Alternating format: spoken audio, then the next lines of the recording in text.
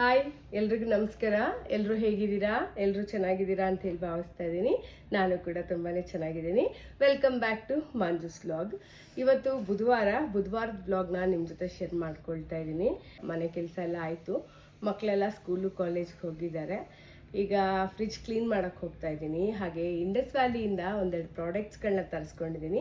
Product ಹೇಗಿದೆ ಅಂತ ನಿಮ್ಮ ಜೊತೆ ಶೇರ್ ಮಾಡ್ಕೊಳ್ತೀನಿ. ಈಗ ವ್ಲಾಗ್ನ ಸ್ಟಾರ್ಟ್ ಮಾಡ್ತಾ ಇದ್ದೀನಿ. ಇವತ್ತು ಫುಲ್ ಡೇ ರುಟೀನ್ನ ನಿಮ್ಮ ಜೊತೆ ಶೇರ್ ಮಾಡ್ಕೊಳ್ತೀನಿ. ಬನ್ನಿ ವ್ಲಾಗ್ನ ಸ್ಟಾರ್ಟ್ ಮಾಡೋಣ. ಈಗ ಫ್ರಿಜ್ ಕ್ಲೀನ್ ಮಾಡ್ತಾ ಇದ್ದೀನಿ. ಬನ್ನಿ ನೋಡಿ ನನ್ನ ಫ್ರಿಜ್ ಹೇಗಿದೆ ಅಂತ. ತುಂಬಾ ಗಲೀಜಾಗಿದೆ, ಏನು ಅನ್ಕೋಬೇಡಿ. ಆದರೆ ತುಂಬಾ ಕೆಲಸ ಜಾಸ್ತಿನೇ ಇರುತ್ತೆ. ಆಗಾಗ ಕ್ಲೀನ್ ಮಾಡೋದಕ್ಕೆ ಸಮಯನೇ ಸಿಗ್ತಾ ಇಲ್ಲ. ನೋಡಿ ಈ ರೀತಿ ಆಗೋಗಿದೆ. ಎಷ್ಟು ಕ್ಲೀನ್ ಮಾಡಿದ್ರೂ ಹೀಗಿರುತ್ತೆ. ಸೊ ಈಗ ಇದನ್ನು ಫಳ ಹೊಳೆಯೋ ಹಾಗೆ ಮಾಡ್ಕೊಳ್ತೀನಿ. 1.5 ತಿಂಗಳಿಗೆ ಒಂದ್ಸಾರಿ, 2 ತಿಂಗಳಿಗೆ ಒಂದ್ಸಾರಿ ತಪ್ಪದಿರ ನಾನು ಫ್ರಿಜ್ನ ಕ್ಲೀನ್ ಮಾಡ್ಕೊಳ್ತೀನಿ. ಈಗ ಕ್ಲೀನ್ ಮಾಡ್ತೀನಿ.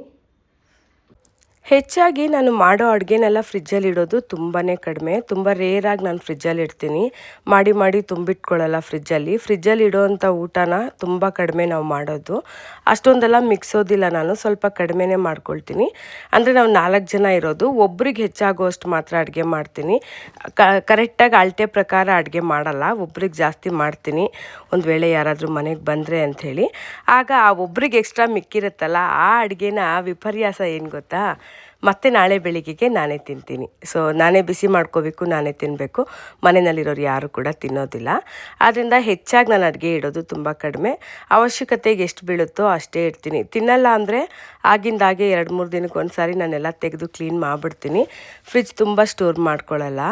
ಹಾಗೆ ತರಕಾರಿನೂ ಅಷ್ಟೇ. ಮಾರ್ಕೆಟ್ಗೇನಾದರೂ ಹೋದಾಗ 1 ವಾರಕ್ಕೆ ಆಗೋ ಅಷ್ಟು ತರಕಾರಿ ನಾನು ಒಟ್ಟಿಗೆ ತೊಗೊಂಡು ಬರ್ತೀನಿ. ಆದರೆ ಮನೆ ಹತ್ರನೇ ನಾನು ಮಾರ್ಕೆಟ್ಗೆ ಹೋಗಲಿಲ್ಲ ಅನ್ನೋವಾಗ, ಮನೆ ಹತ್ರನೇ ತೊಗೊಳ್ಳುವಾಗ ಬುಧವಾರ ಶನಿವಾರ ಮಾತ್ರ ತೊಗೊಳ್ತೀನಿ. ಬುಧವಾರ ಶನಿವಾರ ಆಫರ್ ಇರುತ್ತೆ, ಅವತ್ತು ಹೋಗಿ ತೊಗೊಂಡು ಬರ್ತೀನಿ. 3 ದಿನಕ್ಕೆ ತರಕಾರಿ ತೊಗೊಳೋದ್ರಿಂದ ಫ್ರೆಶ್ ಆಗಿ ಕೂಡ ಇರುತ್ತೆ. ಆರೋಗ್ಯಕ್ಕೂ ಕೂಡ ಒಳ್ಳೆಯದು ಫ್ರಿಜ್ಜಲ್ಲಿ ಜಾಸ್ತಿ ಇಟ್ಕೊಂಡು ತಿನ್ನೋದಕ್ಕಿಂತ. ಸೊ ಇದು ಒಳ್ಳೇದಂಥೇಳಿ ನಾನು ಹೀಗೆ ಮಾಡ್ತೀನಿ. ಎಲ್ಲ ತರಕಾರಿನೂ ಫ್ರಿಜ್ಜಲ್ಲಿ ಇಡೋದು ತುಂಬಾ ಕಡಿಮೆ. ಅನಿವಾರ್ಯ ಎಷ್ಟು ಅವಶ್ಯಕತೆ ಬೀಳುತ್ತೋ ಅಷ್ಟು ತರಕಾರಿಗಳನ್ನ ಫ್ರಿಜ್ಜಲ್ಲಿ ಇಟ್ಕೊಳ್ತೀನಿ. ಈಗ ಮೊದಲಿಗೆ ಫ್ರಿಜ್ಜೆಲ್ಲ ಒಂದ್ಸಾರಿ ನಾನು ಬರೀ ನೀರಲ್ಲಿ ಒಂದ್ಸಾರಿ ಎಲ್ಲ ಒರೆಸ್ಕೊಳ್ತಾ ಇದ್ದೀನಿ. ಈಗೆಲ್ಲ ಒರೆಸ್ಕೊಂಡು ಕ್ಲೀನ್ ಮಾಡ್ಕೊಂಡಿದ್ದಾಯಿತು. ಪೂರ್ತಿ ಫ್ರಿಜ್ನ ಒಂದ್ಸಾರಿ ನಾನು ಬರೀ ನೀರಿನಲ್ಲಿ ಕ್ಲೀನ್ ಮಾಡ್ಕೊಂಬಿಟ್ಟಿದ್ದೀನಿ. ಈ ರೀತಿ ಕ್ಲೀನ್ ಮಾಡೋದ್ರಿಂದ ಇರೋವಂಥ ಕಸ ಧೂಳು ಎಲ್ಲ ಒಂದೇ ಸಾರಿಗೆ ಬಂದುಬಿಡುತ್ತೆ. ಈಗ ನಾನು ಸ್ವಲ್ಪ ನೀರಿಗೆ, ಅಂದರೆ 1-2 ಲೋಟದಷ್ಟು ನೀರಿಗೆ ಸ್ವಲ್ಪ ವಿನೆಗರ್ ಸೇರಿಸ್ಕೊಂಡಿದ್ದೀನಿ. ಬೇಕಿಂಗ್ ಸೋಡಾ 1 ಅರ್ಧ ಟೀ ಸ್ಪೂನು, ಉಪ್ಪು 1 ಅರ್ಧ ಟೀ ಸ್ಪೂನ್ ಹಾಕ್ಕೊಂಡು ವಿಮ್ ಲಿಕ್ವಿಡ್ ಹಾಕ್ಕೊಂಡಿದ್ದೀನಿ. ಇದನ್ನ ಈಗ ಚೆನ್ನಾಗಿ ಕಲಿಸ್ಕೊಂಡು ಮಿಕ್ಸ್ ಮಾಡ್ಕೊಳ್ತಾ ಇದ್ದೀನಿ. ಈ ನೀರು ಸಾಕು ಫ್ರಿಜ್ ಕ್ಲೀನಿಗೆ, ತುಂಬಾ ಚೆನ್ನಾಗಾಗುತ್ತೆ. ನಿಂಬೆಹಣ್ಣಿದ್ರೆ ನಿಂಬೆಹಣ್ಣು ಕೂಡ ಹಾಕ್ಕೋಬೋದು. ನಿಂಬೆಹಣ್ಣು ಇರಲಿಲ್ಲ, ಆದ್ದರಿಂದ ನಾನು ಇಷ್ಟ ಹಾಕ್ಕೊಂಡು ಈಗ ಬಟ್ಟೆನೆಲ್ಲ ಚೆನ್ನಾಗಿ ಜಾಲಿಸ್ಕೊಂಡು ಫ್ರಿಜ್ ಒರೆಸ್ಕೊಳ್ತಾ ಇದ್ದೀನಿ. ತುಂಬ ಚೆನ್ನಾಗಿ ಫ್ರಿಜ್ ಕ್ಲೀನ್ ಆಗ್ತಾಯಿದೆ ನೋಡಿ, ಎಷ್ಟು ಫಳ ಅಂತ ಇದೆ. ಫ್ರೀ ಟೈಮ್ ಅಂತ ಸಿಗೋದೇ ಇಲ್ಲ. ಸಿಕ್ಕಾಗೆಲ್ಲ ಮನೆ ಕೆಲಸ, ಏನಾದರೂ ಒಂದು ಕೆಲಸ ಇದ್ದೇ ಇರುತ್ತೆ. ನಾವು ಹೆಣ್ಮಕ್ಳಿಗಂತೂ ಬೆಳಿಗ್ಗೆಯಿಂದ ರಾತ್ರಿ ಮಲಗೋವರೆಗೂ ಕೆಲಸ ಅಂತೂ ಇದ್ದೇ ಇರುತ್ತೆ. ಕೆಲಸ ಕಡಿಮೆ ಆಗುತ್ತೆ ಅಂತ ಅನಿಸೋದೇ ಇಲ್ಲ. ಇರೋ ಪೂರ್ತಿ ದಿನ ಏನಾದರೂ ಹುಡುಕಿನಾದರೂ ಮನೆ ಕ್ಲೀನಾಗಿ ಇಟ್ಕೋಬೇಕು ಅನ್ನೋದ್ರಿಂದ ಎಲ್ಲನೂ ಕ್ಲೀನ್ ಮಾಡ್ತಾನೆ ಇರ್ತೀವಿ. ಅದರಲ್ಲಿ ನನಗೆ ಸ್ವಲ್ಪ ಜಾಸ್ತಿನೇ ಸ್ವಲ್ಪ ಕ್ಲೀನಿಂಗ್ ಹುಚ್ಚು ಅಂತ ಹೇಳ್ಬೋದು. ಹೆಚ್ಚಾಗಿ ಯಾವ್ದ್ಯಾವ್ದಿದೆ ಅದನ್ನೆಲ್ಲ ಕ್ಲೀನ್ ಮಾಡಿಕೊಂಡೇ ಕೂತ್ಕೊಂಡಿರ್ತೀನಿ. ಕೆಲವು ಟೈಮ್ ಒರೆಸ್ಕೊಂಡು ಕೂತಿರ್ತೀನಿ. ಯಾಕೆಂದರೆ ಸ್ವಲ್ಪ ಧೂಳು ಡಸ್ಟು ಕಾಣಿಸಿದ್ರು ಕೂಡ ನಂಗಷ್ಟು ಇಷ್ಟ ಆಗಲ್ಲ. ಅದಕ್ಕೋಸ್ಕರ ಈಗ ಫ್ರಿಜ್ನೆಲ್ಲ ಕ್ಲೀನಾಗಿ ಒರೆಸ್ಕೊಂಡಿದ್ದಾಯಿತು. ನೋಡಿ ಫ್ರಿಜ್ಜೆಲ್ಲ ಚೆನ್ನಾಗಿ ಒರೆಸ್ಕೊಂಡಿದ್ದಾಯಿತು. ಸ್ವಲ್ಪ ಶೈನಿಂಗ್ ಕಾಣಿಸ್ತಾ ಇದೆ ಫ್ರಿಜ್ ಇವತ್ತು. ನೋಡಿ ಕ್ಲೀನ್ ಆದಮೇಲೆ ಎಲ್ಲ ಕಲೆಗಳೆಲ್ಲ ಹೋಗಿದೆ. ಫ್ರಿಜ್ ಆಕ್ಸೆಸರೀಸ್ನೆಲ್ಲ ತೊಳೆದಿಟ್ಟಿದ್ನಲ್ಲ, ಇದೆಲ್ಲ ಒಣಗೋದಕ್ಕೆ ಇಟ್ಟಿದ್ದೆ, ನೀರೆಲ್ಲ ಹೋಗಿದೆ.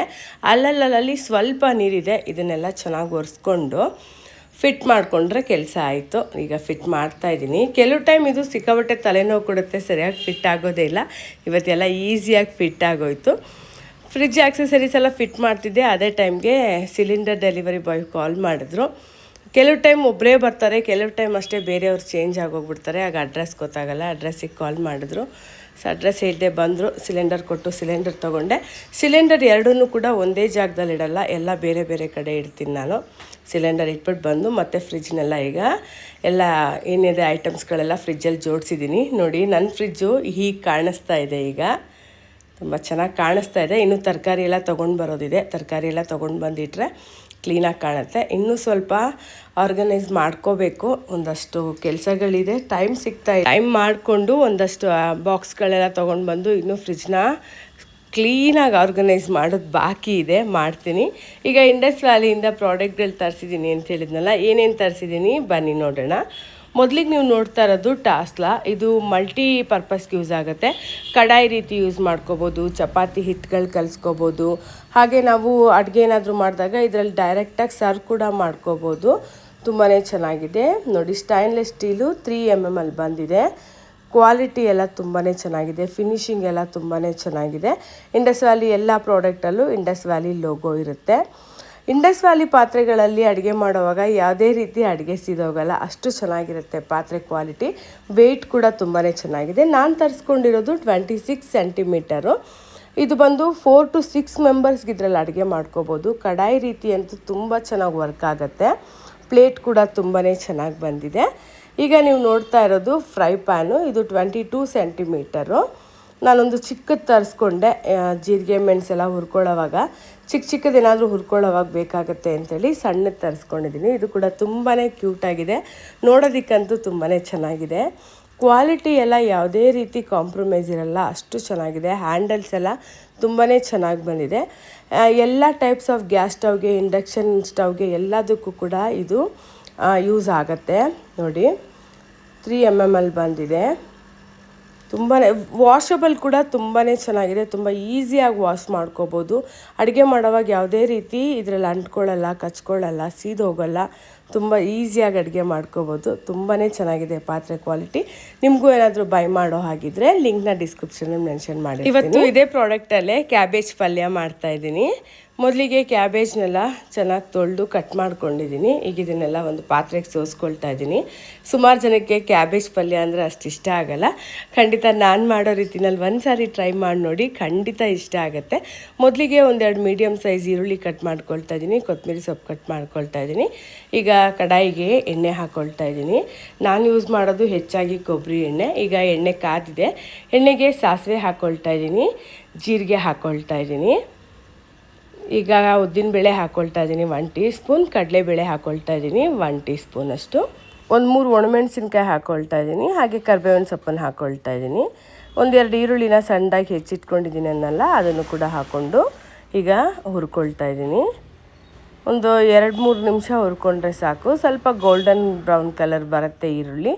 ಬಂದಿದ ತಕ್ಷಣ ನಾವು ಕ್ಯಾಬೇಜ್ ಹಾಕ್ಕೋಬೋದು. ಈಗ ಇದನ್ನೆಲ್ಲ ಫ್ರೈ ಮಾಡ್ಕೊಂಡಿದ್ದೀನಿ. ಈಗ ಇದ್ರ ಜೊತೆಗೆ ಕ್ಯಾಬೇಜ್ನ ಸೇರಿಸ್ಕೊಳ್ತಾ ಇದ್ದೀನಿ.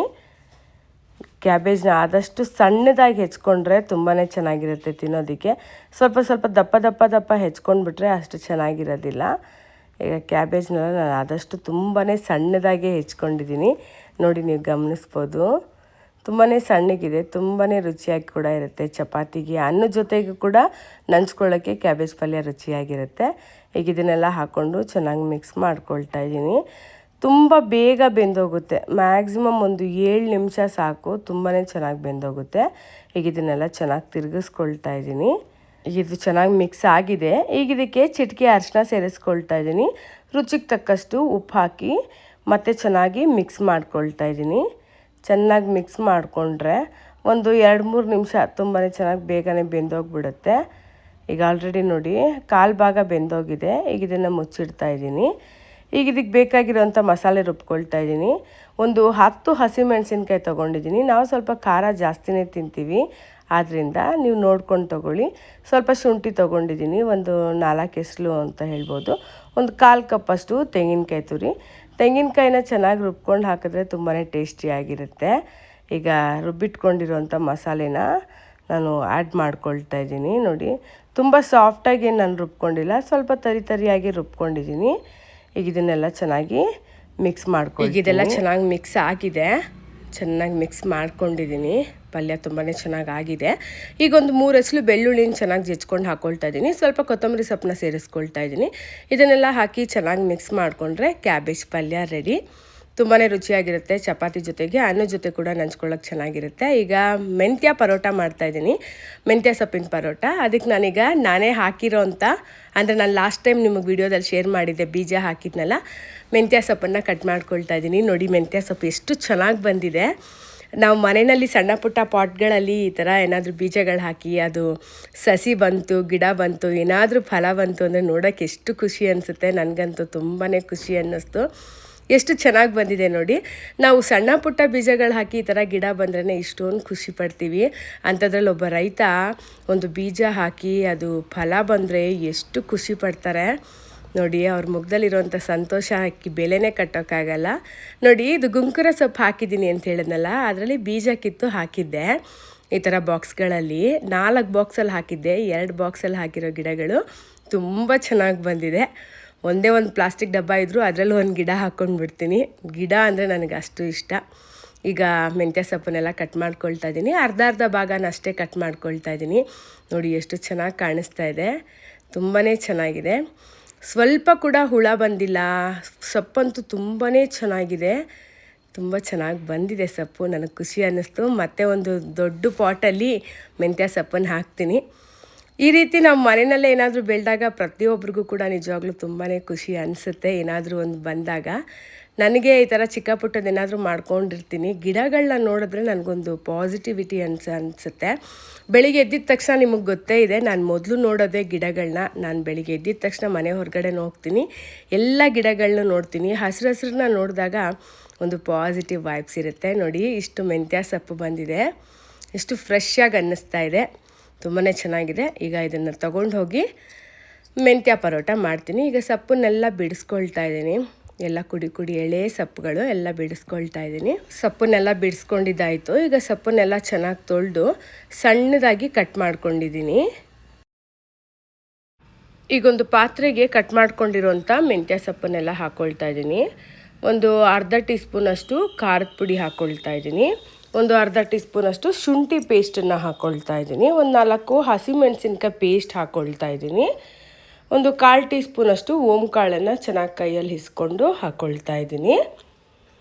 ಚಿಟಿಕೆ ಅರಿಶಿನ ಸೇರಿಸ್ಕೊಳ್ತಾ ಇದ್ದೀನಿ. ಒಂದು 1/4 ಟೀ ಸ್ಪೂನಷ್ಟು ಬಿಳಿ ಎಳ್ಳನ್ನು ಸೇರಿಸ್ಕೊಳ್ತಾ ಇದ್ದೀನಿ. ರುಚಿಗೆ ತಕ್ಕಷ್ಟು ಉಪ್ಪು ಹಾಕ್ಕೊಳ್ತಾ ಇದ್ದೀನಿ. 2 ಕಪ್ಪಷ್ಟು ಗೋಧಿ ಹಿಟ್ಟನ್ನು ಹಾಕ್ಕೊಳ್ತಾ ಇದ್ದೀನಿ. ನಾನಿಲ್ಲಿ ಒಂದು 3 ಜನಕ್ಕೆ ಆಗೋ ಅಳತೆಗೆ ಪರೋಟ ಮಾಡ್ಕೊಳ್ತಾ ಇದ್ದೀನಿ. ಹಿಟ್ಟನ್ನು ಹಾಕ್ಕೊಂಡು ಚೆನ್ನಾಗಿ ಮಿಕ್ಸ್ ಮಾಡಿಕೊಂಡು ನೀರು ಹಾಕ್ಕೊಂಡು ಹಿಟ್ಟನ್ನು ಕಲಿಸ್ಕೊಳ್ತಾ ಇದ್ದೀನಿ.